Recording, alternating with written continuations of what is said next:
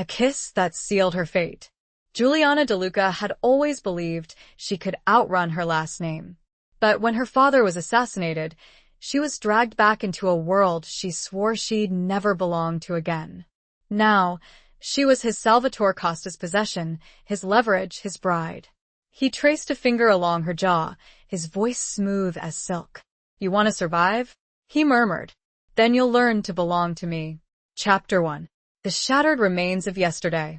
The telegram arrived on a Tuesday, crisp and impersonal, stark white against the mahogany of her antique writing desk. Juliana DeLuca had been sketching, the charcoal lines forming the gentle curve of a Tuscan hillside, a landscape so far removed from the life she'd painstakingly built in Florence. Her fingers, smudged with charcoal, trembled as she unfolded the thin paper. "Father. Gone. Return immediately. Family awaits." The words were like shards of glass, piercing the carefully constructed bubble of normalcy she'd maintained for 15 years. 15 years since she'd last seen her father, Don Antonio DeLuca. 15 years since she'd walked away from the sprawling estate, the hushed whispers, the ever-present weight of her family's legacy. A legacy built on power, fear, and a code she could never reconcile with her own soul. She crumpled the telegram in her fist, the charcoal dust leaving dark streaks on the expensive paper. Her studio, her sanctuary, suddenly felt like a cage. The scent of turpentine and linseed oil, usually comforting, now choked her. The vibrant canvases leaning against the walls, depictions of light and life, mocked the darkness that was now seeping into her world. Juliana stared at her reflection in the large, ornate mirror across the room. A woman stared back, her face framed by unruly dark curls, now streaked with silver that she refused to dye. Eyes, the same deep brown as her father's, were wide with a fear she hadn't felt since she was a child, hiding under the grand dining table, listening to the raised voices of men discussing matters she wasn't meant to understand. Matters of life and death. She'd been Juliana Rossi for 15 years, a respected art restorer, known for her meticulous work and quiet demeanor. A woman who blended into the background, who preferred the company of ancient masterpieces to the complexities of human interaction. A carefully crafted facade, designed to protect her from the ghosts of her past. But the past, it seemed, had a way of catching up. A single tear traced a path down her cheek, smudging the charcoal dust on her skin. She wiped it away angrily. Crying wouldn't change anything. It wouldn't bring her father back. It wouldn't erase the years of silence, the unspoken understanding that she was a ghost in his life, a daughter banished for the sin of choosing a different path. The journey back to Naples was a blur. The train rattled along the tracks, each click a countdown to the inevitable confrontation. The rolling hills of Tuscany gave way to the volcanic landscape surrounding Vesuvius, the looming presence of the mountain a stark reminder of the volatile world she was returning to. The DeLuca estate was just as she remembered it, a sprawling villa perched on a cliff overlooking the Bay of Naples. The air was thick with the scent of salt and citrus blossoms, a familiar perfume that stirred a deep ache in her chest. Two men, their faces grim, their eyes watchful, met her at the gates. They were young, but their eyes held the hardened look of men who had seen too much, too soon. They didn't speak, simply nodded and opened the heavy iron gates. The villa was a mausoleum of memories. The grand foyer, with its marble floors and soaring ceilings, echoed with the silence of loss. The air was heavy with the scent of lilies, the cloying sweetness a stark contrast to the underlying tension that crackled in the air. Her Aunt Isabella, her father's younger sister, was waiting for her in the drawing room. Isabella had always been the softer side of the DeLuca family, a woman who had tried, in her own way, to shield Juliana from the harsh realities of their world. But even Isabella's usually warm smile was strained, her eyes red-rimmed with grief. "Juliana," she said, her voice choked with emotion. She reached out and took Juliana's hands, her grip surprisingly strong. We didn't expect you." "I had to come," Juliana replied, her voice barely a whisper. The lie tasted bitter on her tongue. She hadn't wanted to come. She'd wanted to stay in Florence, to pretend that the telegram was a mistake, that her father was still alive, still ruling his empire with an iron fist. Isabella studied her face, her gaze searching. He spoke of you, you know. In the end, Juliana's heart clenched. What had he said? Regret? Anger? Or perhaps a flicker of the love she had desperately craved as a child? It was quick. Isabella continued, her voice softening. A rival family. The Costas. The name was like a punch to the gut. The Costas. The DeLuca's oldest and most bitter rivals. A feud that stretched back generations, a cycle of violence and betrayal that had claimed countless lives. And now, her father was the latest victim. The funeral is tomorrow, Isabella said, her voice barely above a whisper. And then there are things to discuss. Arrangements. Arrangements. The word hung in the air, heavy with unspoken meaning. Juliana knew what those arrangements would entail. The transfer of power. The settling of scores. The inevitable continuation of the cycle. Later that evening, after a silent dinner with Isabella and a few of her father's most trusted advisors, men who looked at her with a mixture of suspicion and curiosity, Juliana found herself alone in her old bedroom. It was exactly as she had left it, a time capsule of her teenage years. The walls were covered in posters of artists she had admired, the bookshelves filled with volumes on art history and philosophy. A stark contrast to the heavy, ornate furniture that dominated the rest of the villa. She walked over to the window and looked out at the moonlit bay. The city lights twinkled below, a deceptive facade of peace and tranquility. She knew that beneath the surface, a storm was brewing. A storm that she was now caught in, whether she wanted to be or not. A soft knock on the door startled her. Isabella entered, her face etched with worry. "There's someone here to see you," she said, her voice hesitant. Salvatore Costa. Juliana's blood ran cold. Salvatore Costa. The son of her father's murderer. The heir to the Costa Empire. The man who, according to the twisted logic of their world, now held her fate in his hands. She straightened slowly, the feeling a cold, heavy stone in her chest. What game was he playing? The villa had always been a cage, but tonight, the bars felt tighter, the air thicker. She closed her eyes for the count of 5, and when she opened them again, a mask has descended. One made of ice and steel. Chapter 2. A cage of gilded promises. Salvatore Costa was not what Juliana expected. She'd imagined a brute, a man consumed by the same ruthless ambition that had driven his father. Instead, she found a man who moved with a quiet grace, a predator's stillness that was far more unsettling than any overt display of aggression. He stood in the center of the drawing room, the soft light from the antique chandelier highlighting the sharp angles of his face. He was younger than she anticipated, perhaps in his late 30s, with eyes that were a startling shade of green, a stark contrast to his dark hair and olive skin. Eyes that seemed to see right through her carefully constructed facade. He was dressed impeccably, in a dark suit that fit him like a second skin. No ostentatious displays of wealth, no visible weapons, just an aura of quiet power that filled the room. The air crackled with a tension that was almost palpable. "Signora DeLuca," he said, his voice a low rumble, a hint of an accent that spoke of old-world charm and underlying steel. Or should I say, Signora Rossi? Juliana stiffened. He knew. Of course he knew.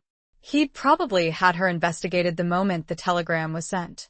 Her carefully constructed life, her escape, was crumbling before her eyes. "Signora DeLuca is fine," she replied, her voice surprisingly steady. She met his gaze, refusing to be intimidated. He inclined his head slightly, a ghost of a smile playing on his lips. "As you wish. I offer my condolences. Your father was a formidable opponent." The word opponent hung in the air, a chilling reminder of the brutal reality of their world. It wasn't about grief, or loss, or even justice. It was about power, about territory, about the endless cycle of vengeance. "He was my father," Juliana said, her voice tight with emotion. She wouldn't give him the satisfaction of seeing her break. Salvatore's gaze softened, a flicker of something that might have been empathy crossing his face. And he was taken from you, just as my father was taken from me years ago. The reminder of his own loss, the shared pain, was unexpected. It threw her off balance. She'd expected coldness, calculation, perhaps even a veiled threat. But this was something else entirely. I'm not here to offer empty platitudes, Signora De Luca, he continued, his voice losing its edge. I'm here to offer a solution. A way to end this endless cycle of bloodshed. Juliana's heart pounded in her chest. A solution? What could he possibly offer that wouldn't involve more violence, more betrayal? He took a step closer, his presence dominating the room. The scent of his cologne, a subtle blend of sandalwood and citrus, filled her senses, a disarming contrast to the dangerous aura that surrounded him. My father, before he acted, made certain arrangements, he said, his voice low and confidential. Arrangements that were designed to ensure the stability of both our families. Juliana's breath caught in her throat. She knew what was coming. She'd known it from a moment she saw the telegram. The arrangements Isabella had mentioned. The reason Salvatore Costa was standing in her drawing room, looking at her with a mixture of calculation and something else she couldn't quite decipher. Those arrangements, he continued, his green eyes locking onto hers, involve you. She didn't flinch. She wouldn't give him the satisfaction. I am listening. He took another step closer, close enough that she could feel the heat radiating from his body. Close enough that she could see the faint scar that ran along his jawline. A reminder of the violence that was woven into his very being. Your father, in his wisdom, understood that the only way to truly unite our families, to end the bloodshed, was through a bond of marriage. The words, though expected, still hit her with the force of a physical blow. Marriage. To him. To the son of her father's murderer. It was unthinkable. It was obscene. It was inevitable. And you believe that I would agree to such a barbaric arrangement? She asked, her voice trembling despite her efforts to control it. He studied her face, his gaze intense, searching. I believe that you are a woman of intelligence, Signora De Luca. A woman who understands the realities of our world. A woman who, despite her attempts to escape, is still her father's daughter. The word stung, a cruel reminder of the blood that flowed through her veins, the legacy she could never truly escape. I am not my father, she said, her voice fierce. I chose a different life. A life of peace, of creation, not destruction. He raised an eyebrow, a hint of amusement in his eyes. And yet here you are, back in the lion's den, back in the world you claimed to despise. He was right. She was trapped. She'd walked back into the cage, lured by a sense of duty, a flicker of grief, a foolish hope that she could somehow make things right. What if I refuse? She asked, knowing the answer even as she spoke the words. His smile vanished, replaced by a cold, hard expression. Then the war continues. More lives will be lost. Your family will be vulnerable. The threat was unspoken, but it hung in the air, heavy and suffocating. He wouldn't need to spell it out. She knew the consequences. She'd seen them firsthand. He reached out and gently touched her cheek, his fingers surprisingly soft against her skin. The gesture was intimate, possessive, a blatant display of his power over her. You want to survive? He murmured, his voice smooth as silk. Then you'll learn to belong to me. The words were a promise, a threat, a challenge. And in that moment, Juliana knew that her life, as she knew it, was over. She was his prize, his leverage, his bride. She looked up in his eyes, the green depths swirling with a challenge of their own. She raised her chin. He would not break her. Chapter 3. Echoes of a life left behind. The funeral was a spectacle, a carefully orchestrated display of power and grief. The entire De Luca clan was present, along with representatives from allied families, their faces grim, their eyes watchful. The air was thick with the scent of incense and lilies, the mournful chants of the priests echoing through the vast cathedral. Juliana stood beside Isabella, a black veil obscuring her face, her heart a cold, heavy stone in her chest. She felt numb, detached from the proceedings. It was as if she were watching a play, a tragic drama in which she was a reluctant participant. The eulogies, the prayers, the expressions of sympathy, they all seemed hollow, meaningless. Her father was gone, and nothing could change that. She caught glimpses of Salvatore Costa across the crowded cathedral. He stood with his own family, his face impassive, his green eyes betraying nothing. He was a master of disguise, a chameleon who could blend into any situation, any role. And yet, she knew that beneath the surface, a storm was brewing. A storm that would soon engulf her. After the burial, in the sprawling cemetery overlooking the sea, there was a reception at the villa. The atmosphere was tense, despite the outward displays of mourning. The men gathered in small groups, whispering amongst themselves, their eyes constantly scanning the crowd. The women, dressed in black, offered condolences, their voices hushed, their gazes filled with a mixture of pity and speculation. Juliana felt like a prisoner in her own home. She moved through the crowd, accepting condolences with a forced smile, her mind racing. She had to find a way out. She had to escape this gilded cage before it was too late. She thought of her life in Florence, her studio, her work, her friends. It seemed like a distant dream, a world she could never return to. She pictured her easel, the half-finished painting of the Tuscan hillside, the vibrant colors now fading in her memory. She longed for the smell of turpentine, the feel of the brush in her hand, the quiet solitude of her studio. She thought of Marco, her closest friend in Florence, a fellow art restorer, a man who had always been there for her, a steady presence in her otherwise solitary life. She'd called him briefly, before leaving for Naples, her voice choked with emotion, her words vague and evasive. He'd sensed her distress, but she hadn't been able to tell him the truth. She hadn't been able to burden him with the darkness of her past. She wondered if she would ever see him again. As the afternoon wore on, Juliana found herself cornered by one of her father's oldest advisors, a man named Donato. He was a small, wiry man with a shrewd gaze and a reputation for ruthlessness. He'd always been suspicious of her decision to leave the family, of her unconventional lifestyle. Signora De Luca, he said, his voice low and gravelly. We need to discuss the arrangements. Juliana's heart sank. She knew what was coming. There is no need, Donato, she said, her voice surprisingly firm. I understand the situation. He raised an eyebrow, his gaze skeptical. Do you understand the implications? The responsibilities?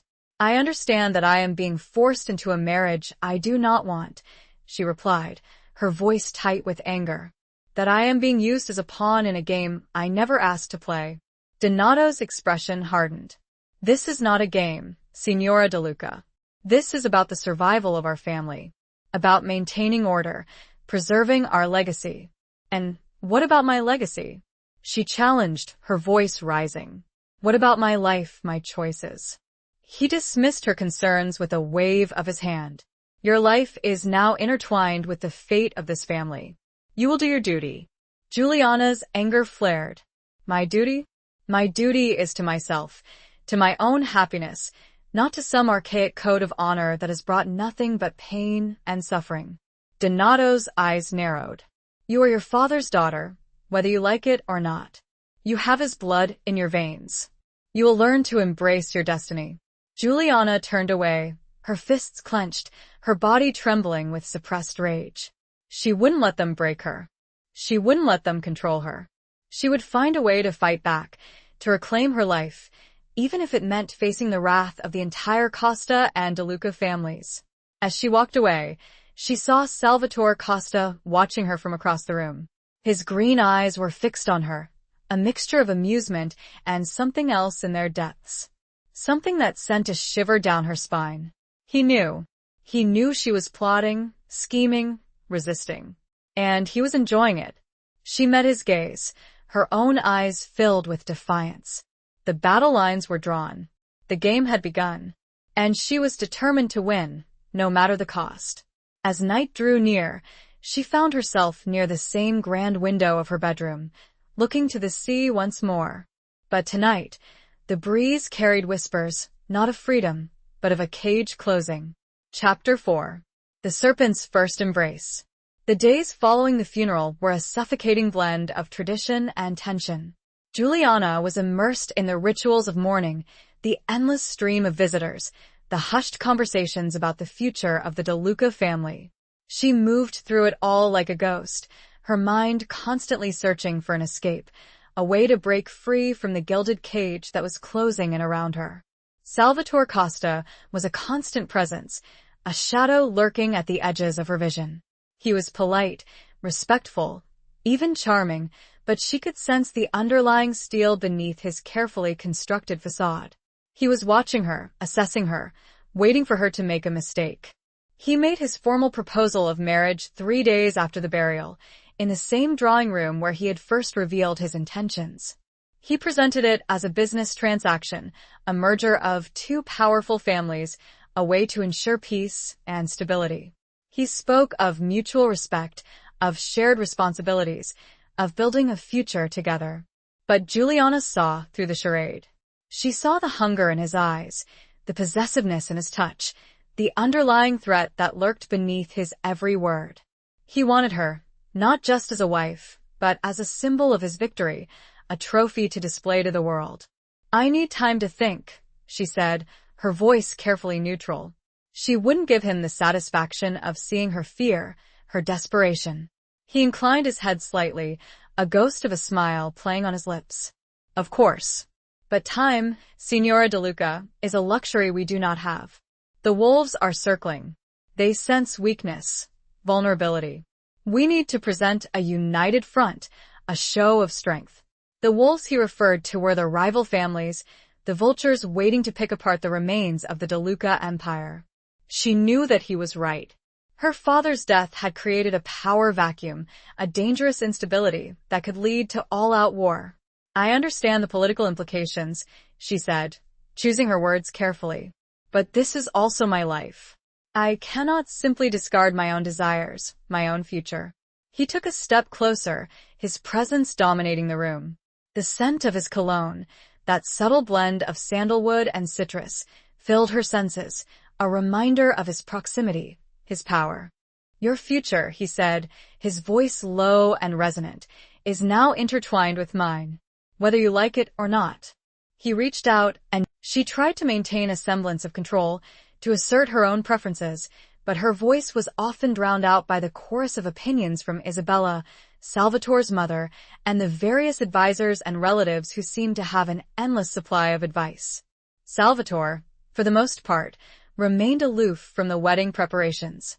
He treated the entire affair with a detached amusement, as if it were a game being played for his entertainment.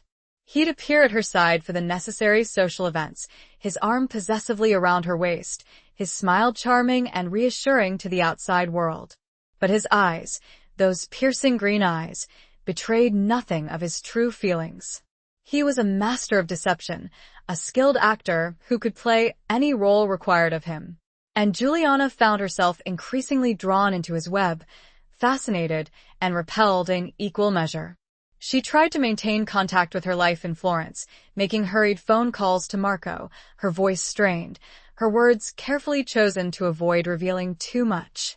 He sensed her distress, her growing isolation, but she couldn't bring herself to burden him with the full truth. She was ashamed, embarrassed, and terrified of what he might think. She started sketching again, in secret, late at night, when the villa was quiet and everyone else was asleep. She drew images of escape, of freedom, of the life she'd left behind.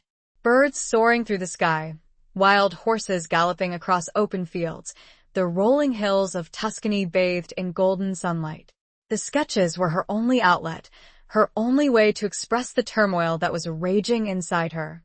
They were a reminder of who she was, of the life she'd chosen, of the woman she refused to let disappear.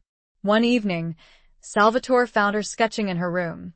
He'd entered without knocking, his footsteps silent on the thick carpet. She hadn't heard him until he spoke, his voice startling her. "What are you drawing?" he asked, his gaze fixed on the sketch pad in her lap. Juliana quickly closed the pad, her heart pounding in her chest. She felt exposed, vulnerable, as if he'd caught her in a forbidden act. "Nothing," she said, her voice defensive. "Just doodles." He raised an eyebrow, a hint of amusement in his eyes. "Doodles? They seem rather intense for doodles." He moved closer, his presence filling the room. He reached out and gently took the sketchpad from her lap, his fingers brushing against hers. Juliana held her breath, her body tensing. She expected him to be angry, to accuse her of plotting, of dreaming of escape. But he surprised her. He studied the sketches, his gaze lingering on each one, his expression unreadable. He flipped through the pages, taking in the images of birds, horses, landscapes. "You're talented," he said finally, his voice surprisingly soft. "You have a gift." Juliana was taken aback. She hadn't expected praise or even acknowledgement. It's just a hobby," she said, her voice hesitant. He looked up at her, his green eyes searching her face. "It's more than that. It's a part of you. A part you've been hiding." The words resonated with her, a truth she'd been trying to deny. She'd been hiding, not just from her family, but from herself. She'd been suppressing her passions, her desires, her true identity. He handed the sketchpad back to her, his touch lingering on hers. "Don't hide it, Juliana," he said, his voice low and earnest. "Don't let them extinguish your fire." The words were unexpected, a flicker of understanding, a hint of encouragement. It was as if he saw through her defenses, through the mask she wore, to the woman beneath. It was a dangerous game he was playing, a subtle manipulation. He was offering her a glimpse of freedom, a taste of acceptance, while simultaneously tightening his grip on her. She had a dinner with both families that night. The Costas were as regal and intimidating as she'd imagined, and she watched Salvatore. He charmed them, he laughed with them, he belonged with them. And the realization struck her, like a physical blow. Could she ever truly belong here? In this world of masks and deceit? As they ate, a subtle shift of power, Isabella gently deferring to Salvatore's mother, made it all too clear. Juliana was not just entering a marriage, she was entering their world on their terms. And she began to wonder whether escape was even possible. Chapter 6. Whispers in the Shadows of the Estate. The villa, once a place of childhood memories, now felt like a labyrinth of secrets and whispers. Juliana found herself increasingly drawn to the shadowed corners, the hidden passages, the forgotten rooms of the vast estate. She was searching for something, a clue, an answer, a way to understand the complex web of relationships and rivalries that defined her family's world. She spent hours in the library, poring over old documents, letters, and journals. She discovered stories of betrayal and vengeance, of alliances and feuds, of love and loss. She learned about her ancestors, the men and women who had built the DeLuca Empire, their lives shaped by violence and ambition. She found a hidden room, behind a bookcase in her father's study, a secret chamber filled with weapons, maps, and coded messages. It was a war room, a place where strategies were planned and destinies were decided. She felt a chill run down her spine as she realized the extent of her father's power, the darkness that had lurked beneath his charismatic facade. She discovered a secret passage, leading from the villa to a secluded cove on the beach. It was a hidden escape route, a way to leave the estate undetected. She wondered if her father had used it, if he'd had secret meetings, clandestine affairs, a life beyond the confines of his public persona. She overheard conversations, hushed whispers in the hallways, snippets of arguments in the drawing room. She learned about the tensions between the various factions within the family, the rivalries between her father's advisors, the simmering discontent among the younger generation. She discovered that her father had had a mistress, a woman from a rival family, a secret relationship that had been carefully concealed for years. She wondered if this was the reason for his assassination, if the Costas had discovered the affair and used it as an excuse to eliminate him. She learned that Salvatore's father had been killed, not by her father, but by another member of the Costa family, a cousin who had coveted his power. It was a revelation that shattered her assumptions, a twist in the narrative that made her question everything she thought she knew. She realized that the feud between the Costas and the DeLucas was not a simple matter of good versus evil, of black and white. It was a complex tapestry of betrayal, ambition, and revenge, with shades of gray blurring the lines between right and wrong. She began to see Salvatore in a new light, not just as her captor, her future husband, but as a man shaped by his own past, his own traumas, his own burdens. She saw the sadness in his eyes, the weariness in his posture, the weight of responsibility that he carried on his shoulders. One day, while walking in the gardens, she came upon him, unexpectedly. He was practicing with his knife, throwing them at targets. She observed the fluid grace of his movements, the deadly precision of his aim. She realized that he was not just a businessman, a politician, a charmer. He was a warrior, a killer, a man who was capable of extreme violence. He turned suddenly, sensing her presence. Their eyes met, and for a moment, the mask slipped. She saw a flicker of vulnerability in his gaze, a hint of the loneliness that lurked beneath his confident exterior. And for the first time, he saw her fear. Not for herself, but of him. "I won't pretend our world is gentle, Juliana," he began softly. The wind picked up, swirling her hair, and he reached out to tuck a strand. She flinched, ever so slightly. He didn't take offense, his fingers only lingered a second longer. "My father, your father. They built empires on blood and bone. But I don't want that. I want—" His words trailed off, and he seemed to search, not just for the words, but for the reality he was after. "I want something different." But what was that something? Juliana found herself asking, both of him and of herself. The whispers of the house weren't providing answers, they only seemed to be posing more questions, each one more tangled than the last. He turned his attention back towards the targets before them. "Would you like to try?" It wasn't a challenge, nor a command. It was an invitation, a test, a dare. She could accept, or she could walk away. Chapter 7. The Weight of Unseen Chains. Juliana hesitated, her gaze flickering between Salvatore's outstretched hand, offering her the knife, and the targets in the distance. The weight of the decision pressed down on her, a physical manifestation of the unseen chains that bound her to this life. She'd always considered herself a pacifist, a woman of art, of creation, not destruction. The thought of wielding a weapon, of embracing the violence that permeated her family's world, was repellent. But she also knew that refusing Salvatore's offer would be seen as a sign of weakness, a rejection of his world, a confirmation of her status as an outsider. She took a deep breath and reached for the knife. It felt heavier than she expected, the cold steel a stark contrast to the warmth of her hand. The handle was smooth, worn with use, the blade gleaming ominously in the sunlight. "It's balanced," Salvatore said, his voice low and instructive. "Feel the weight, the center of gravity." He stepped behind her, his body close to hers, but not touching. He placed his hand over hers, guiding her grip, his fingers warm and strong against her skin. "Relax your shoulders," he instructed. "Focus on the target. Visualize the trajectory." Juliana tried to follow his instructions, but her mind was racing. She was acutely aware of his proximity, the scent of his cologne, the heat radiating from his body. She felt trapped, suffocated, but also strangely exhilarated. "Breathe," he murmured, his breath warm on her ear. "And release." She threw the knife, her movements awkward and uncoordinated. The blade missed the target completely, embedding itself in the wooden frame.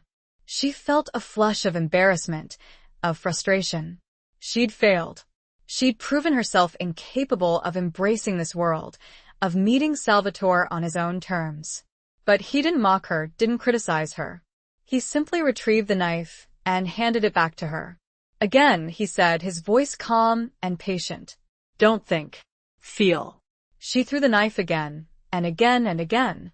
Each time, her movements became a little smoother, her aim a little truer. Salvatore offered subtle corrections, adjusting her grip, her stance, her breathing. He didn't treat her like a fragile doll, a helpless victim. He treated her like a student, a potential equal, a woman capable of learning, of adapting, of surviving. And slowly, grudgingly, Juliana began to understand. It wasn't about embracing violence, about becoming a killer. It was about control, about focus, about channeling her inner strength. It was about finding a way to navigate this dangerous world, to protect herself, to assert her own power.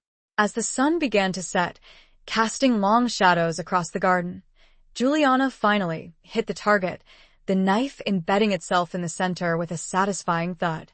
She felt a surge of triumph, a flicker of pride, a sense of accomplishment. Salvatore smiled, a genuine smile that reached his eyes, transforming his face from handsome to breathtaking. "See?" He said, "You have it in you." The words were a validation, an acknowledgement of her potential. They were also a subtle seduction, a lure drawing her deeper into his world. That night, after everyone has retired, she goes to the hidden room, her father's secret war chamber.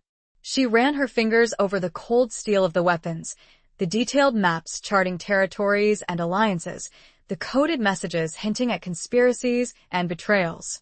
She felt a sense of awe, of fear, of understanding. She realized that her father had not been simply a ruthless mob boss, a power-hungry tyrant. He had been a strategist, a tactician, a man who had played a dangerous game with skill and cunning. He had been a protector, a provider, a man who had done what he believed was necessary to ensure the survival of his family. She felt a pang of sadness, of regret, for the years of estrangement, the lost opportunities for connection, the unspoken words of love and understanding. And she also knew she was not alone in carrying such weights. As she turned to leave, a glint of metal caught her eye. A small, ornate box, tucked away in a corner of the room. She opened it, her heart pounding in her chest. Inside, she found a photograph of her mother, a beautiful woman with kind eyes and a gentle smile. A woman she barely remembered. And beneath the photograph, a letter, written in her father's familiar hand. A letter addressed to her. Chapter 8. A dance on the edge of danger. The letter was a revelation, a window into her father's soul, a glimpse of the man behind the mask. He wrote of his love for her mother, of his grief at her loss, of his regret at the choices he'd made, the path he'd chosen. He wrote of his fear for Juliana, of his desire to protect her from the darkness of their world, of his hope that she would find a different life, a better future. He also wrote of the arrangement with Acostas, of his belief that it was the only way to ensure the survival of the family, to end the cycle of violence. He acknowledged that it was a sacrifice, a burden he was placing on her shoulders, but he pleaded with her to understand, to accept, to find a way to make it work. He wrote of Salvatore, not as an enemy, but as a potential ally, a man who, despite his own darkness, had the potential for good, for change. He urged Juliana to see beyond the surface, to find the common ground, to build a bridge between their two worlds. The letter was a confession, an apology, a plea for forgiveness. It was also a challenge, a call to action, a mandate to carry on his legacy, but in a different way, with a different purpose. Juliana read the letter over and over, tears streaming down her face, her heart aching with a mixture of grief, regret, and understanding. She realized that her father had not been a monster, but a flawed human being, trapped by circumstances, burdened by responsibility, driven by a love he had never been able to express. The letter changed everything. It didn't erase her anger, her resentment, her fear. But it gave her a new perspective, a deeper understanding of the forces that had shaped her life, the choices that had led her to this point. She decided to accept the arrangement, not as a victim, but as a participant, a player in the game. She would marry Salvatore, but she would do it on her own terms. She would not be a pawn, a possession, a trophy. She would be a partner, an equal, a force to be reckoned with. She started to engage with the wedding preparations, not with passive resignation, but with active involvement. She asserted her own preferences, her own style, her own vision. She challenged Isabella, Salvatore's mother, the advisors, the traditions that had always seemed immutable. She started to spend more time with Salvatore, not as a captive, but as a companion, a confidant, a challenge. She questioned him, probed him, pushed him to reveal his true self, his true intentions. She discovered that he was not as cold, as ruthless, as she had initially believed. He had his own demons, his own vulnerabilities, his own desires for a different life, a better future. He was a complex man, a mixture of darkness and light, of violence and tenderness, of ambition and regret. One evening they talked. Not of families, not of arrangements. They talked of art. He confessed that he'd always been drawn to art, to beauty, to the creative spirit. He told her about his secret visits to museums, to galleries, to concerts, his longing for a world beyond the confines of his family's business. He revealed that he'd known about her work as an art restorer, that he'd admired her talent, her passion, her dedication. He'd even secretly purchased one of her restored paintings, a landscape of the Tuscan countryside, a reminder of the life she'd left behind. She showed him some of her current work, sketches exploring the grounds, the gardens, the hidden statues, the sea crashing against the cliff. He did not patronize her. No. He understood her. It was a dance on the edge of danger, a delicate balance between trust and suspicion, between attraction and repulsion, between love and fear. They were two souls, drawn together by fate, by circumstance, by a shared desire for something more, something beyond the darkness of their world. But the shadows were always there, lurking in the corners, whispering reminders of the past, of the betrayals, of the violence, of the ever-present threat of war. As she drew closer to him, the more she knew that the path ahead was fraught with peril, a treacherous journey that could lead to either salvation or destruction. As she prepared for bed, he stopped her at her door. "Juliana," he said, his voice low. Their eyes met, and she knew. The game had changed. The stakes were higher, and the players, more entangled than ever. She braced herself. Chapter 9. Cracks in the Foundation of Loyalty. The closer the wedding day approached, the more palpable the tension became within the villa. Juliana noticed subtle shifts in the dynamics between family members, hushed conversations that ceased abruptly when she entered a room, guarded looks exchanged between Salvatore and his advisors. She sensed a growing unease, a crack in the foundation of loyalty that held the Costa Empire together. She began to investigate, discreetly, cautiously, using her newfound access to the family's inner circle to gather information. She listened, observed, and pieced together fragments of conversations, overheard whispers and subtle clues. She discovered that there was a faction within the Costa family that opposed the marriage, that believed Salvatore was making a mistake, that he was weakening their position by allying with the De Lucas. They saw Juliana as a threat, an outsider, a potential spy who could undermine their power. The leader of this faction was Salvatore's cousin, Marco, a man who had always coveted Salvatore's position, who believed he was the rightful heir to the Costa Empire. Marco was ambitious, ruthless, and cunning, a dangerous adversary who would stop at nothing to achieve his goals. Juliana learned that Marco had been secretly communicating with rival families, plotting against Salvatore, spreading rumors and lies to discredit him, to sow discord and distrust. He was trying to orchestrate a coup, to seize control of the family, to eliminate anyone who stood in his way.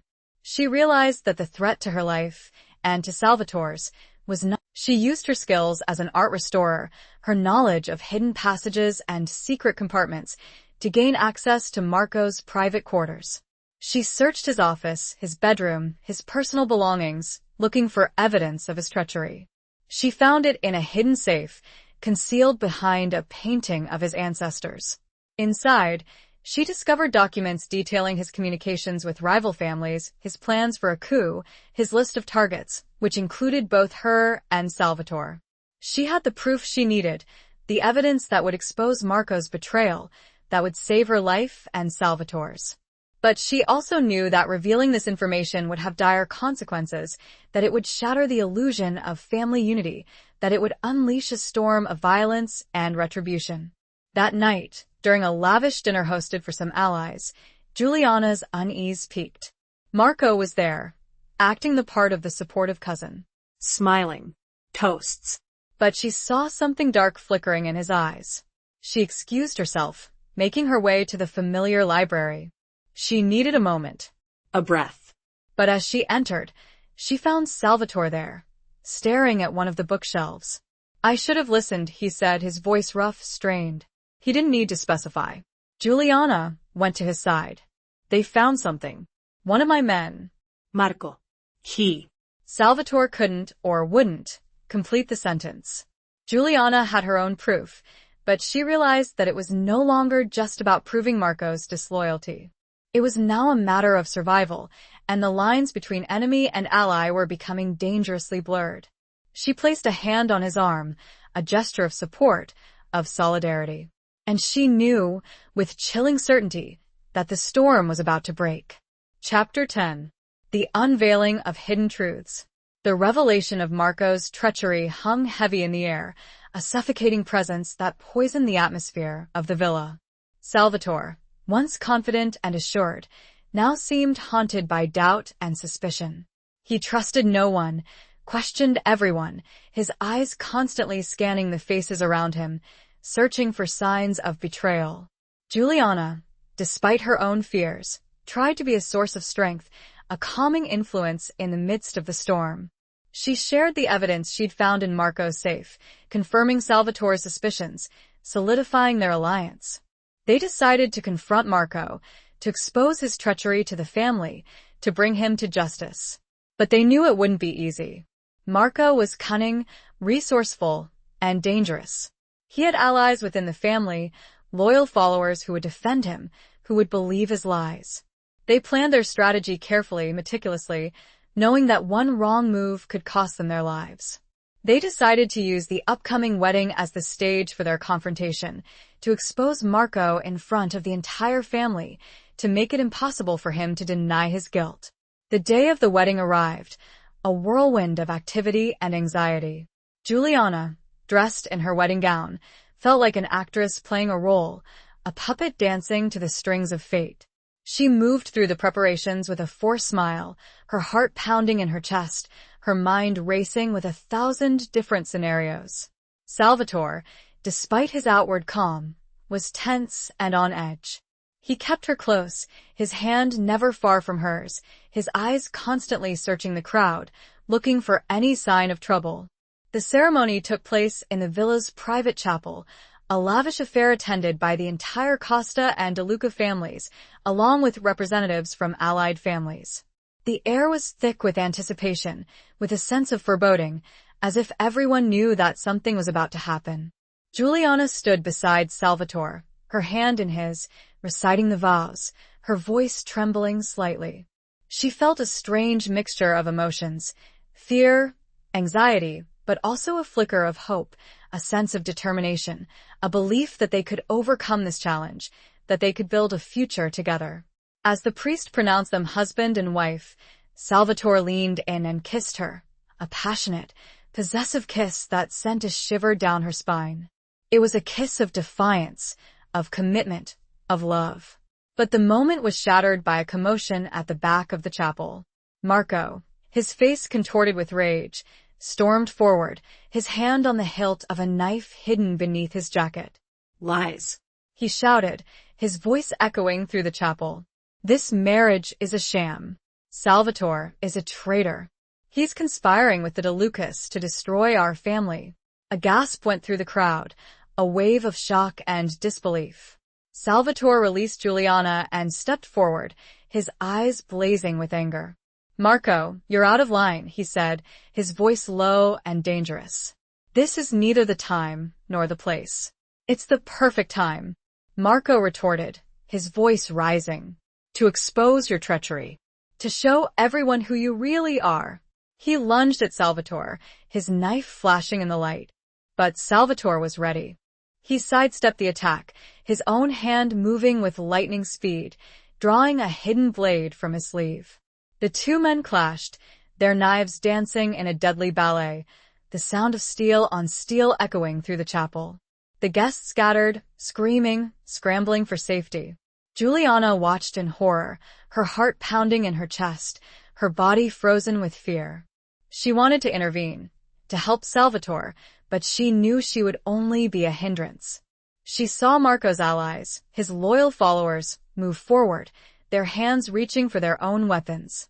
A full-scale battle was about to erupt, a bloodbath that would consume the entire family. Juliana knew she had to act, to do something to stop the carnage. She remembered the evidence she'd found, the documents that proved Marco's treachery. She had to reveal them, to expose him to the family, to show them the truth. But she also knew it might be too late. Everything unraveled so fast that the old order, the one she was just starting to understand, was collapsing at her feet. As Salvatore and Marco continued their brutal duel, she pushed her way towards Isabella, her heart a wild bird trapped in her ribcage. She had to show her. She had to make them all see. But would they believe her? Or would the chaos engulf them all? Chapter 11. Scars of the past, wounds of the present. Juliana reached Isabella, grabbing her arm, her voice urgent, desperate. Isabella, you have to listen to me. Marco is betraying us. He's plotting with rival families. I have proof. Isabella, her face pale and drawn, her eyes wide with fear, looked at Juliana, then at the battling figures of Salvatore and Marco, then back at Juliana. She seemed torn, confused, unsure of who to believe. Proof? She whispered, her voice trembling. What proof? Juliana pulled out the documents she'd taken from Marco's safe, the letters, the maps, the list of targets. She thrust them into Isabella's hands, her voice pleading. Read them. See for yourself. Marco is trying to destroy us all. Isabella hesitated, her hands shaking as she took the documents. She scanned them quickly, her eyes widening in disbelief, in horror, as she realized the truth of Juliana's words. Meanwhile, the fight between Salvatore and Marco had reached a fever pitch. They were locked in a deadly embrace, their knives inches from each other's throats, their faces contorted with rage and hatred. Marco's allies, seeing their leader in danger, surged forward, their weapons drawn, ready to join the fray. But Isabella, her voice rising above the din, shouted, "Stop! Stop! This is madness." Her voice, filled with authority and anguish, cut through the chaos. The fighting hesitated, the men frozen in their tracks, their eyes turning towards Isabella. She held up the documents, her voice trembling with emotion. This is the truth. Marco is a traitor. He's been plotting against us, against Salvatore, against our family. A murmur went through the crowd, a wave of disbelief, of confusion, of betrayal. Marco's allies looked at each other, their faces questioning, their loyalty wavering. Marco, seeing his support crumbling, his plan unraveling, let out a roar of rage and lunged at Salvatore one last time. But Salvatore, fueled by adrenaline and a desperate will to survive, parried the attack and disarmed him, his own knife pressing against Marco's throat. The chapel was silent, the only sound the ragged breathing of the two men, the tension thick enough to cut with a knife. Salvatore looked at Marco, his eyes filled with a mixture of anger, disappointment, and pity. He could have killed him, ended it right there, but he hesitated. Why, Marco? He whispered, his voice hoarse with emotion. Why did you do this? Marco spat on the floor, his eyes filled with hatred. You were weak. You were going to let a DeLuca whore destroy our family. I did what I had to do. Salvatore's grip tightened on the knife, his knuckles white. He was on the verge of killing him, of ending the threat, of avenging the betrayal. But Juliana, seeing the conflict in his eyes, stepped forward and placed her hand on his arm. Salvatore, don't, she pleaded. Don't let him turn you into a monster. Don't let him win. Salvatore looked at her, his eyes searching hers, his face a mask of pain and confusion. He saw the fear in her eyes, but also the strength, the compassion, the love. He slowly lowered the knife, his hand trembling. He couldn't do it. He couldn't become the thing he hated, the monster that Marco wanted him to be. He stepped back, releasing Marco, his voice cold and commanding. "Take him away," he ordered his men. "Imprison him. He will be judged by the family." Marco's allies, their loyalty shattered, their courage broken, sheathed their weapons and obeyed. They dragged Marco away, his screams of defiance echoing through the chapel. The wedding, once a symbol of hope and unity, had become a scene of violence and betrayal, a stark reminder of the darkness that lurked beneath the surface of their world. The scars of the past, the wounds of the present, were laid bare, a testament to the fragility of trust, the enduring power of revenge. The fallout, Juliana knew, had only begun. The physical wounds might heal, but the deeper ones, the emotional ones, might never fully close. And she knew, as she caught Salvatore's gaze across the silent chapel, that their journey had just become infinitely more complicated. Chapter 12. A glimmer of unexpected hope. The aftermath of the aborted wedding and Marco's arrest was a period of tense uncertainty. The villa was shrouded in a heavy silence, the usual bustle of activity replaced by hushed conversations and guarded looks. The family was fractured, divided by suspicion and mistrust, the bonds of loyalty strained to the breaking point. Salvatore, burdened by the weight of his cousin's betrayal and the near catastrophe of the wedding day, withdrew into himself. He spent hours alone, brooding, wrestling with his demons, his confidence shaken, his faith in his own judgment shattered. Juliana tried to reach him, to offer comfort and support, but he pushed her away, erecting a wall of emotional distance. He was consumed by guilt, by regret, by a sense of responsibility for the chaos that had engulfed their lives. She understood his pain, his need for solitude, but she also knew that she couldn't let him isolate himself completely. She had to find a way to break through his defenses, to remind him that he wasn't alone, that they were in this together. She started to leave him small gifts, tokens of her affection, reminders of their connection. A sketch of the two of them, standing on the balcony, overlooking the sea. A book of poetry with a passage marked about love and resilience. A single red rose, placed on his pillow, a symbol of her enduring love. She didn't expect any grand gestures in return, any dramatic declarations of love. She simply wanted to show him that she was there, that she cared, that she believed in him. One evening, she found him in the library, staring out the window at the darkening sky. He looked tired, defeated, his shoulders slumped, his eyes filled with a deep sadness. She approached him silently, her footsteps muffled by the thick carpet. She stood beside him, not touching him, but close enough to feel his presence, to offer her silent support. "It's beautiful, isn't it?" she said, her voice soft, her gaze following his out to the sea. The way the light plays on the water, the ever-changing colors of the sky. He didn't reply, didn't even acknowledge her presence. He seemed lost in his own thoughts, his own pain. "I know you're hurting," she continued, her voice gentle, compassionate. "I know you feel responsible, but you can't blame yourself for Marco's actions. He made his own choices, his own mistakes." He finally turned to her, his green eyes filled with a mixture of anguish and vulnerability. "I should have seen it," he said, his voice hoarse with emotion. "I should have known. I trusted him, and he betrayed me." "You trusted him because he was family," she replied, her voice firm. "That's not a weakness, Salvatore. It's a strength. It shows that you have a capacity for love, for loyalty, for trust." He looked at her, his gaze searching hers, his face a mask of pain and confusion. He reached out and gently touched her cheek, his fingers tracing the line of her jaw, his touch sending a shiver down her spine. "You don't give up on me, do you?" he said, his voice barely a whisper. "Never," she replied, her voice unwavering. "I believe in you, Salvatore. I believe in us."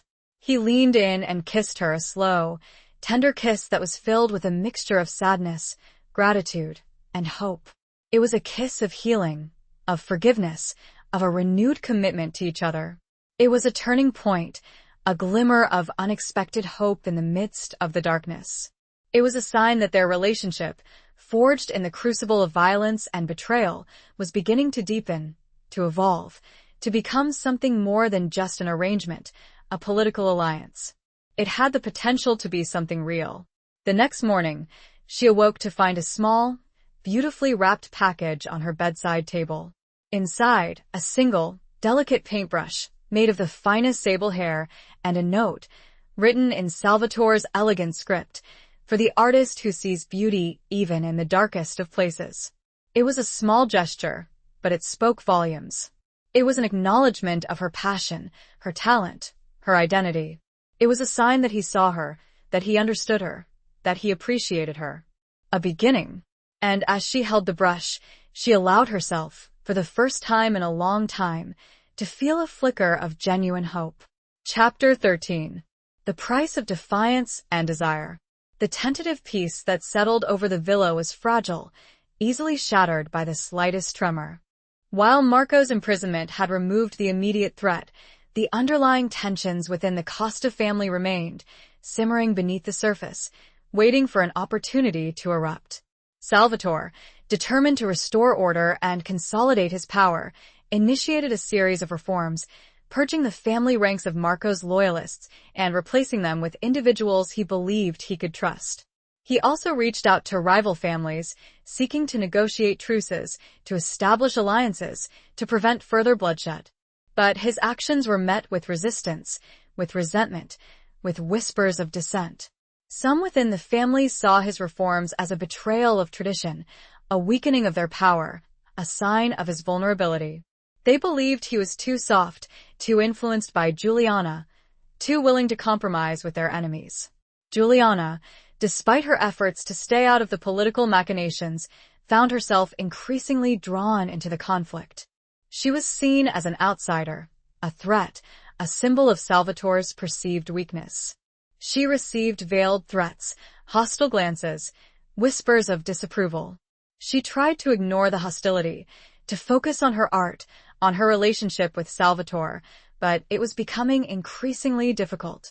She felt like a prisoner in the villa, trapped by the constant surveillance, the unspoken accusations, the ever-present danger. One evening, she received an anonymous message, a single sentence scrawled on a piece of paper, slipped under her door. Leave, or pay the price. She knew it was a threat, a warning from those who opposed her, who wanted her gone. She showed it to Salvatore, her hand trembling, her heart pounding in her chest. He read the message, his face hardening, his eyes blazing with anger. He crumpled the paper in his fist, his jaw clenched, his body tense with suppressed rage. They dare threaten you? He said, his voice low and dangerous. In my own home, they will pay for this. He wanted to retaliate, to unleash his wrath on those who dared to challenge him, to threaten his wife. But Juliana stopped him, placing her hand on his arm, her voice calming, soothing. Salvatore, violence will only beget more violence, she pleaded. We have to find another way. We have to break the cycle. He looked at her, his eyes searching hers, his face a mask of conflict. He knew she was right, but his instincts, his training, his upbringing, urged him to respond with force, with aggression. What other way is there, Juliana? He asked, his voice filled with frustration and despair. This is the only language they understand. We have to show them that there's another way, she replied, her voice firm, determined. We have to show them that strength doesn't always come from violence, that it can also come from compassion, from understanding, from love. She proposed a different approach, a strategy that was both daring and risky. She suggested that they reach out to the women of the rival families, to the mothers, the wives, the sisters, the daughters, who had suffered the most from the endless cycle of violence and bloodshed. She believed that these women, who had lost husbands, sons, brothers, fathers, to the feud, would be more receptive to a message of peace, of reconciliation, of a future without violence. She believed that they could be powerful allies, that they could influence their men, that they could help to break the cycle. Salvatore was skeptical, hesitant, but he also saw the potential in her plan. He knew that his own methods, his reliance on force and intimidation, had only perpetuated the conflict, had only led to more pain and suffering. He agreed to let her try, to give her a chance to prove that her way, the way of peace, could be more effective than his way, the way of war.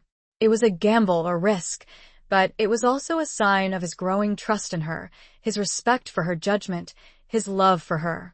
That very same night, he led her to the gardens under the guise of cool air. But it was not a stroll they were taking. It was a lesson. He taught her how to defend herself, how to fight dirty, how to survive. He didn't hold back, and she didn't ask him to. It was brutal and painful, but she didn't falter. And in that lesson, she found not only a better knowledge of how to protect herself, but an even deeper understanding of him, the man who walked between two worlds. The challenge ahead, she knew, would not be easy, but for the first time, she felt a strange sense of empowerment.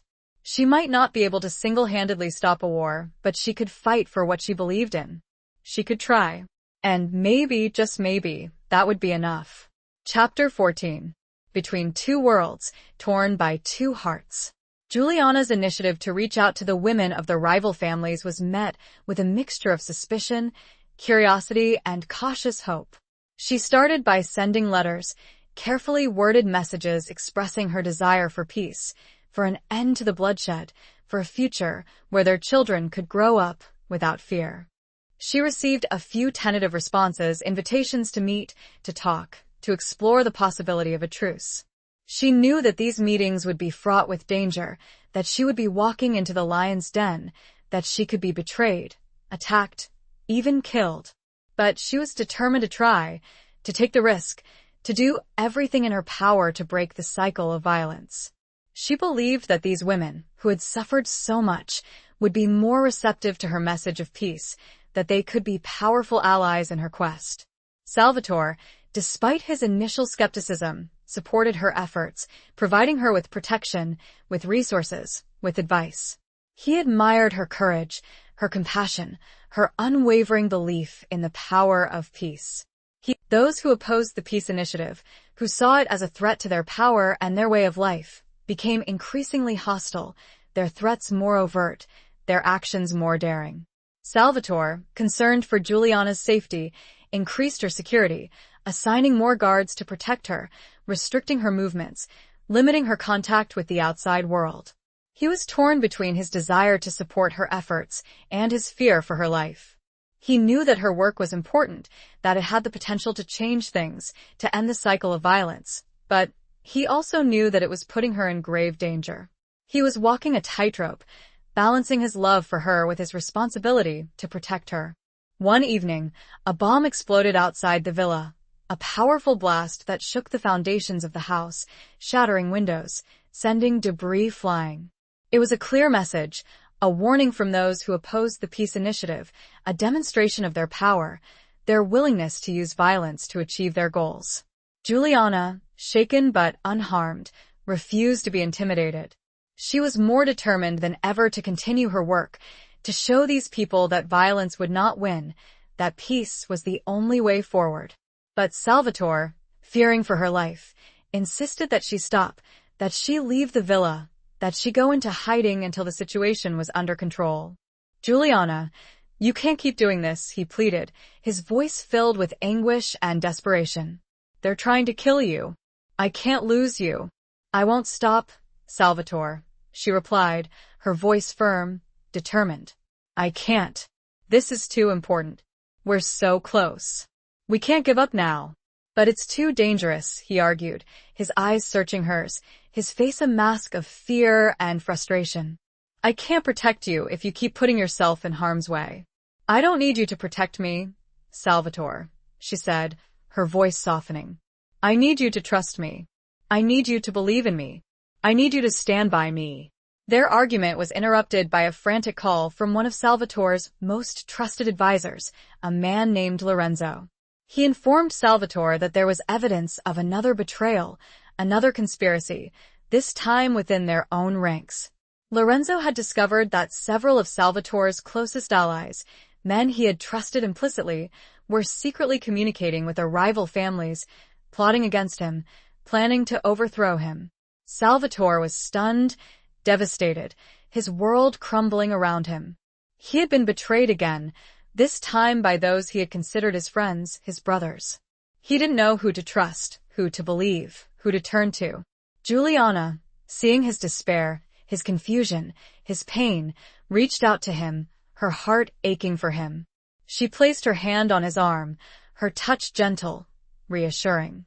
"Salvatore, we'll get through this," she said, her voice calm, soothing. "We'll figure it out. We're in this together."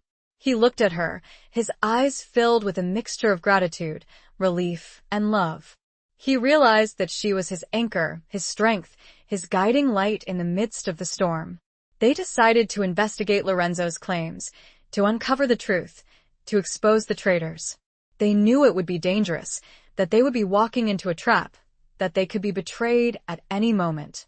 They spent the following days in the secret war room, working meticulously. As they worked, piecing together fragments of information, overheard conversations, coded messages, they discovered a pattern, a connection, a common thread that linked the various betrayals. And the name that kept resurfacing, chillingly, unexpectedly, was one they had trusted, one they had relied upon, one they had considered family. Isabella. The realization hit them like a physical blow, a devastating revelation that shattered their assumptions, their beliefs, their world. They had been so focused on external threats, on rival families, on Marco's treachery, that they had failed to see the enemy within, the serpent in their midst. As the pieces finally aligned in front of them, Juliana felt a wave of dread wash over her. It was one thing to face enemies you knew, but to be betrayed by someone you had considered close. It threatened to unravel everything. Chapter 16. Blood and tears on cobblestone streets. The discovery of Isabella's treachery was a devastating blow, a betrayal that cut deeper than any wound inflicted by an enemy. Juliana remembered Isabella's kindness, her seeming support, the gentle guidance she had offered when Juliana first returned to Naples. It all seemed a cruel mockery now, a carefully constructed facade designed to conceal a sinister agenda. Salvatore initially refused to believe it. Isabella was his aunt, his father's sister, a woman he had trusted implicitly. He searched for alternative explanations, for any other possible interpretation of the evidence, but the facts were undeniable. Isabella had been secretly communicating with rival families, providing them with information, undermining Salvatore's efforts, plotting against him. The motive, they discovered, was complex, a tangled web of resentment, ambition, and a twisted sense of loyalty to the past.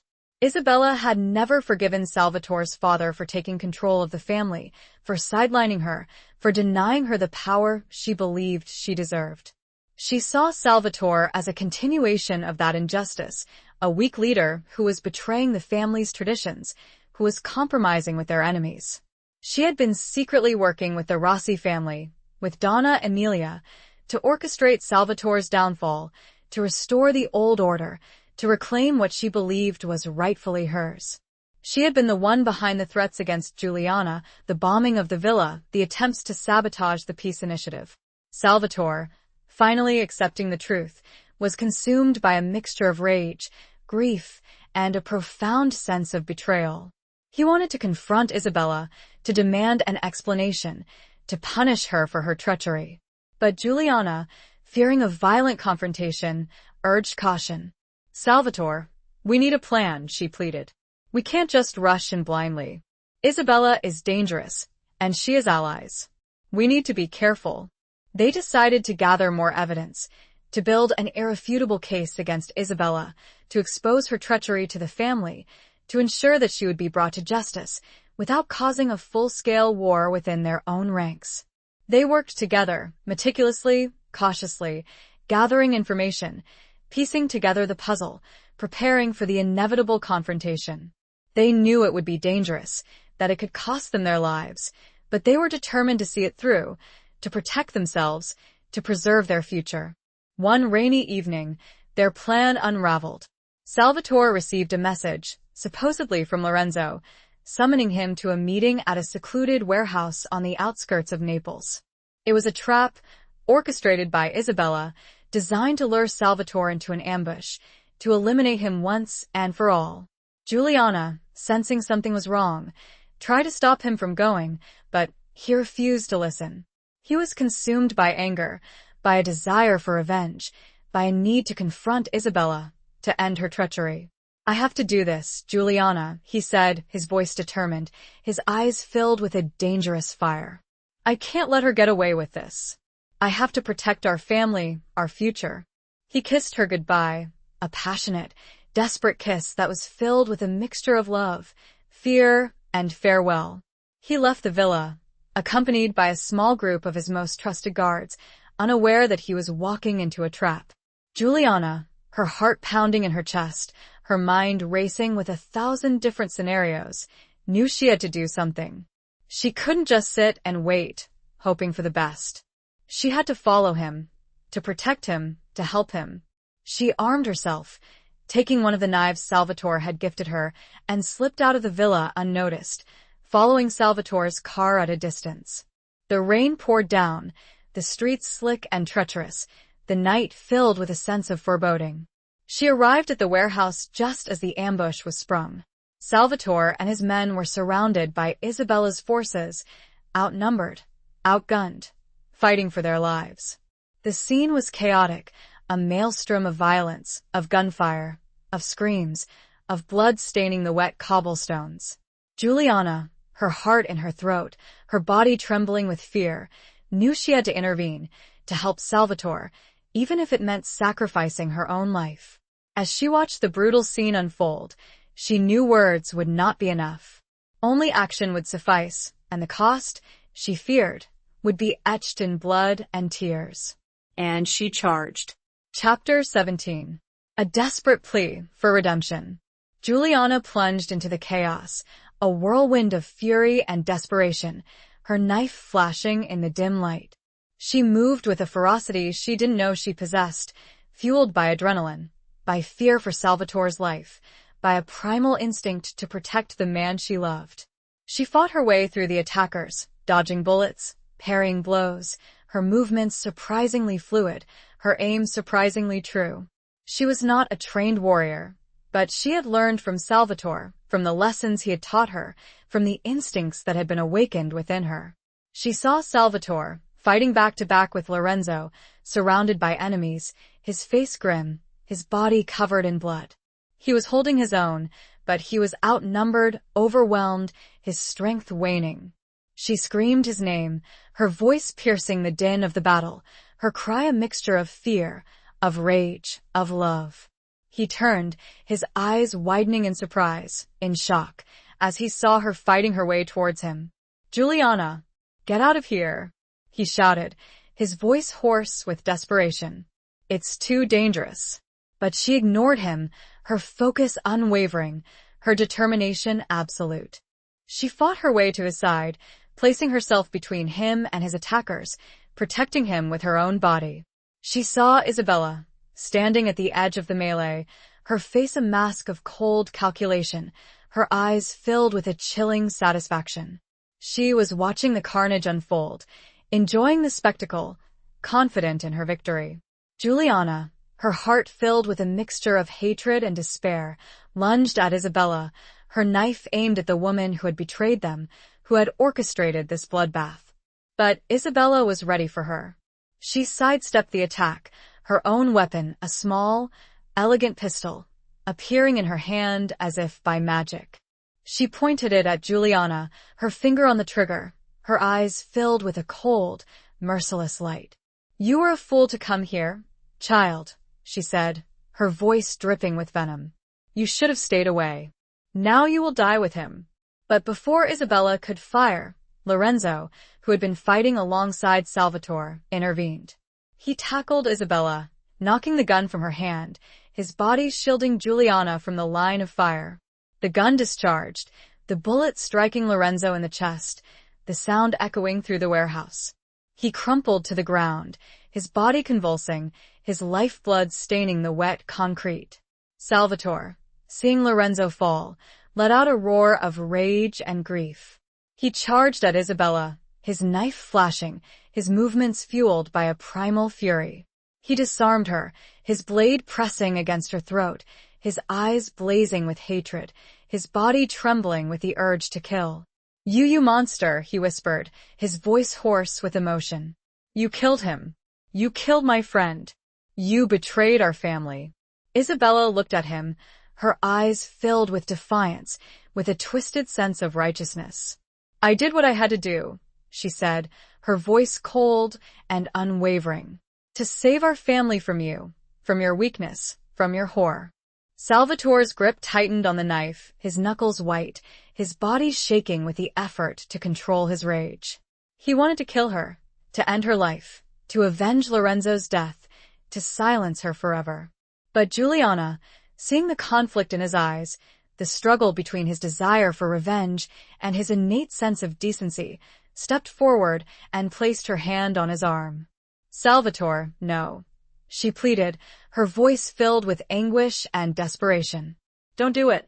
Don't become like her. Don't let her win. He looked at her, his eyes searching hers, his face a mask of pain and confusion. He saw the tears in her eyes, the fear, the love, the plea for redemption. He slowly lowered the knife, his hand trembling, his body slumping with exhaustion and grief. He couldn't do it. He couldn't become a monster, a killer like Isabella. The family elders, informed of Isabella's treachery and Lorenzo's death, convened a council, a traditional gathering to judge Isabella's actions and determine her fate. The atmosphere was tense, somber, the air thick with unspoken accusations and simmering resentments. Salvatore, his face pale and drawn, his eyes filled with a haunted sadness, presented the evidence against Isabella, the documents, the intercepted messages, the testimonies of witnesses. He spoke with a quiet dignity, a restrained anger, a profound sense of loss. Isabella, defiant and unrepentant, denied nothing. She defended her actions, claiming she had acted in the best interests of the family, that she had tried to save them from Salvatore's weakness, from his misguided attempts to make peace with their enemies.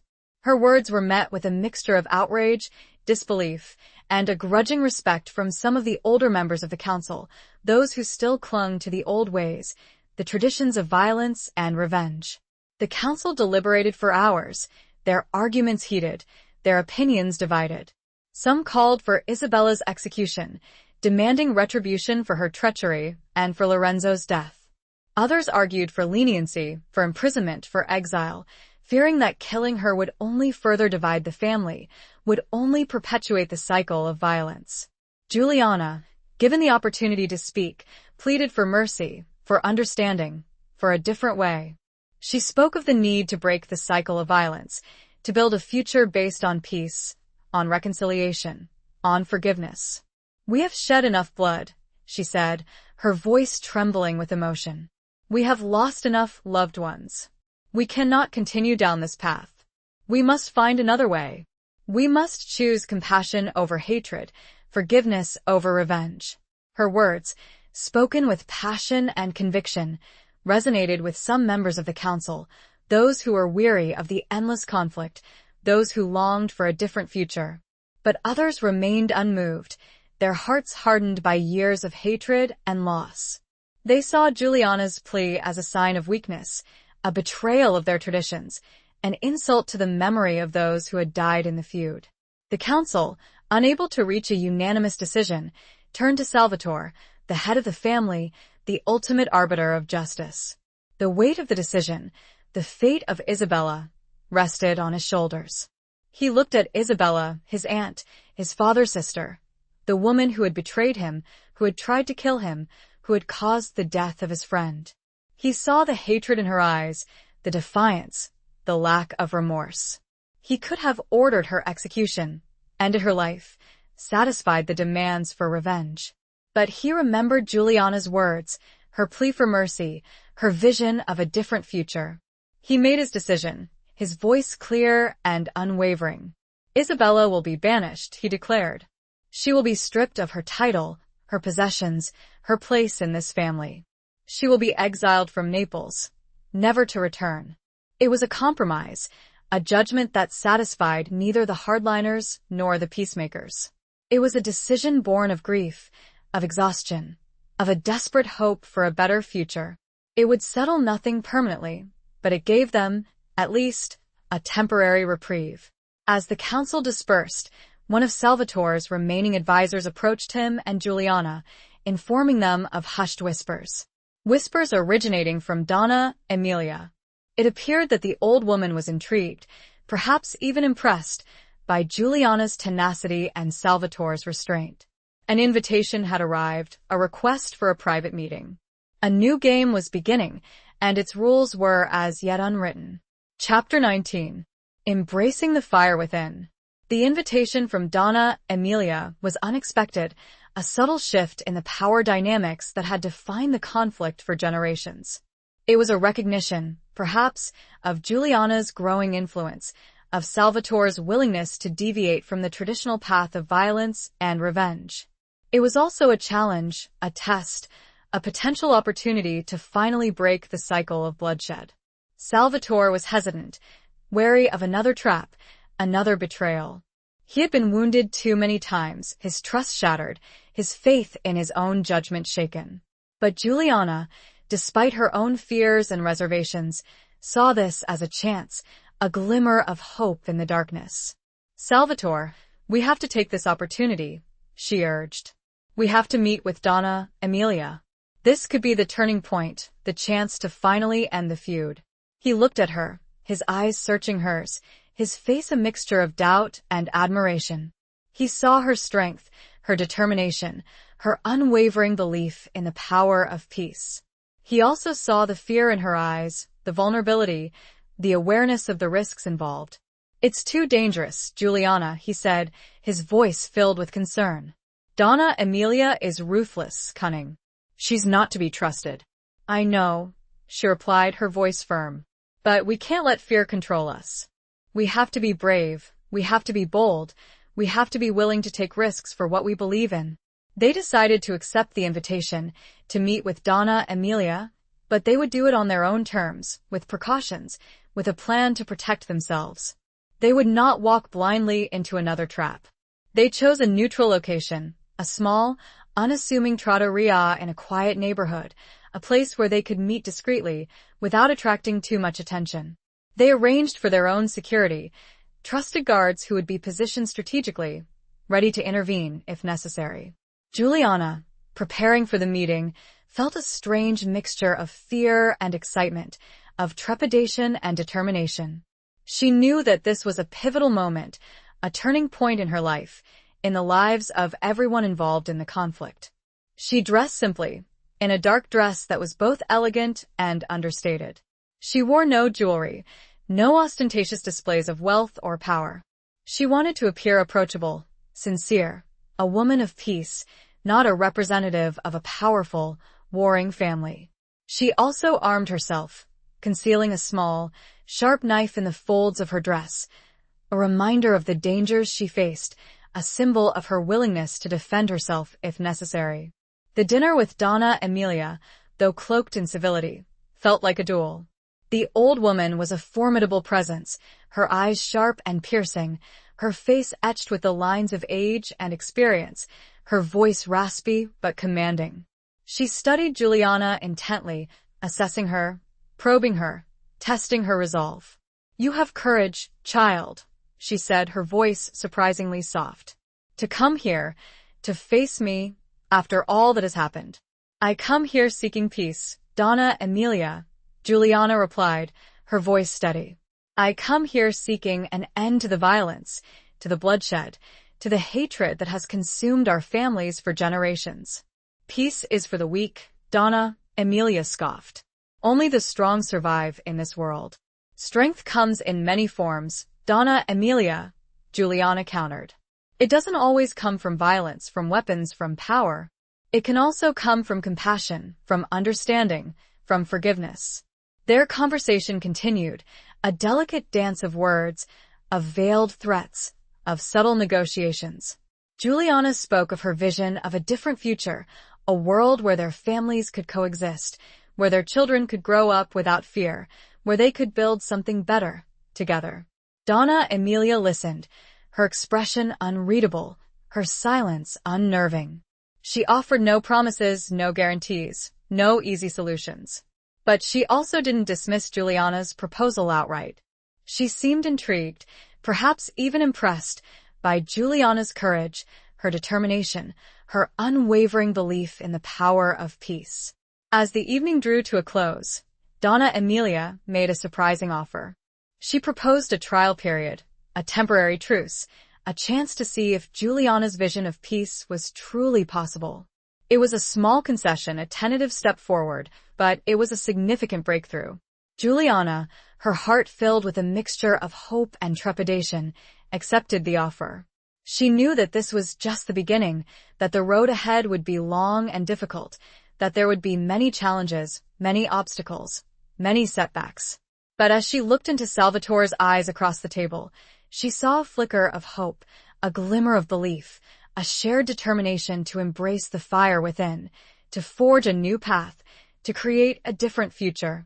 The path ahead would be paved with uncertainty, but for the first time in a long time, Juliana felt a sense of genuine possibility.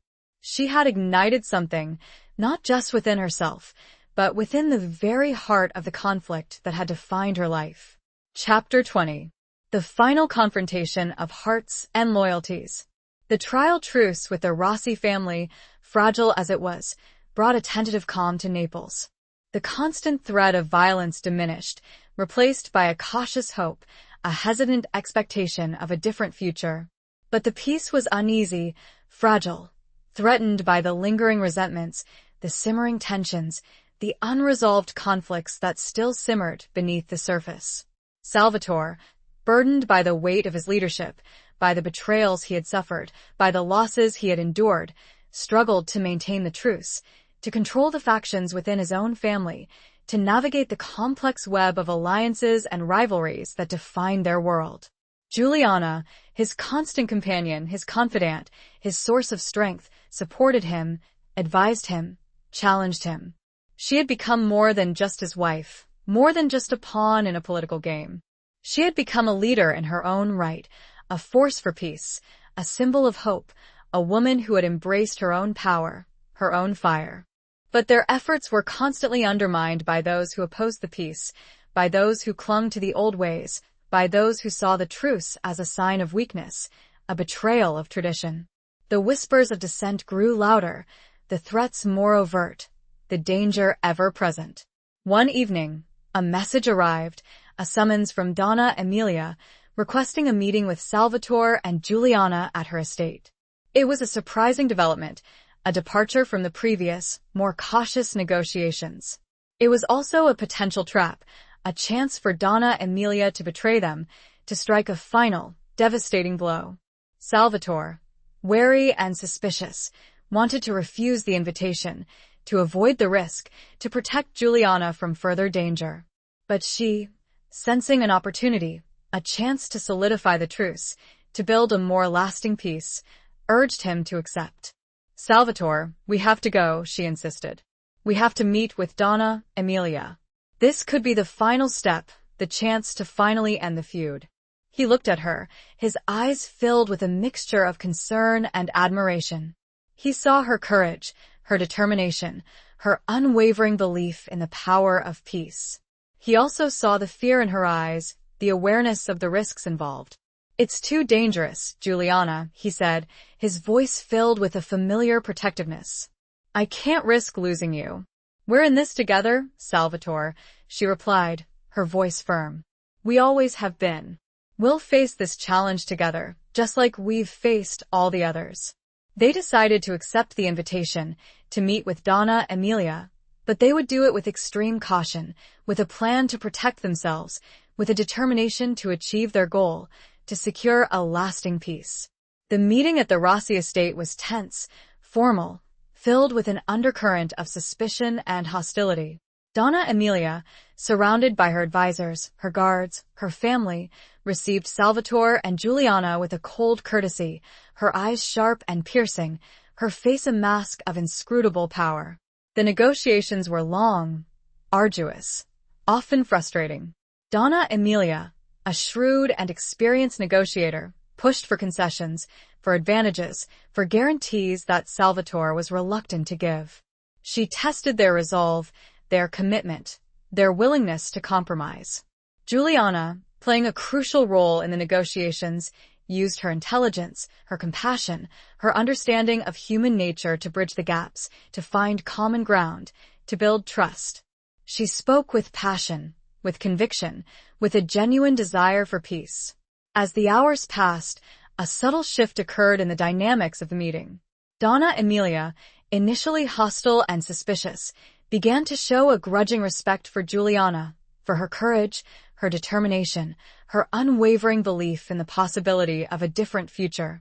She saw in Juliana a reflection of herself, a woman of strength, a woman of power, a woman who was willing to fight for what she believed in. She also saw in Salvatore a leader who was different from his predecessors, a man who was willing to break with tradition, to embrace change, to seek peace instead of revenge. In a surprising turn of events, Donna Emilia proposed a final, definitive agreement, a pact of peace between the Costa and Rossi families, a commitment to end the feud, to work together, to build a better future for their children.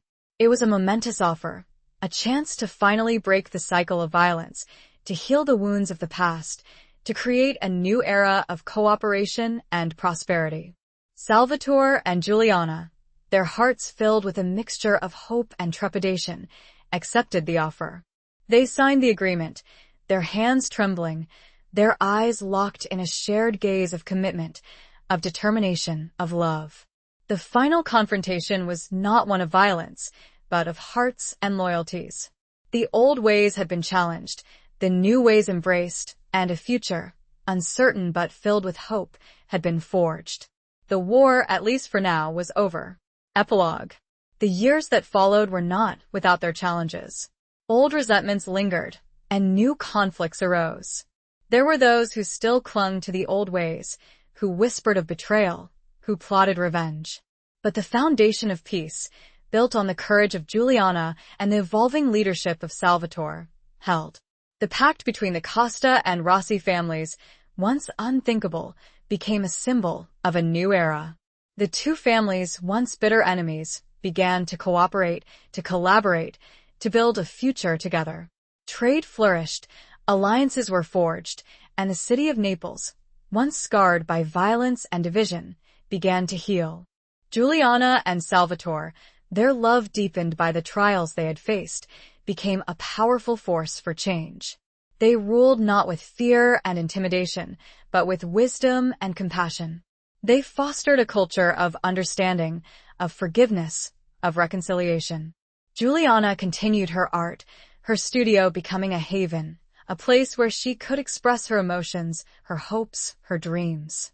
Her paintings, once filled with images of escape and longing, now depicted scenes of unity, of harmony, of a vibrant and thriving community. She also became a mentor to young women, encouraging them to embrace their own power, to pursue their passions, to become leaders in their own right. Salvatore, transformed by his experiences, by his love for Juliana, by the challenges he had overcome, became a different kind of leader. He learned to temper his strength with mercy, his ambition with compassion, his desire for power with a commitment to justice. He became a respected figure, not just within his own family, but throughout Naples, a symbol of a new generation, a generation that had chosen peace over war, hope over despair. They had children, a son and a daughter, who grew up in a world vastly different from the one their parents had known. They were raised with love, with respect, with an understanding of the importance of peace, of cooperation, of forgiveness. They were the embodiment of the new future, the legacy of Juliana and Salvatore's courage, their determination, their love.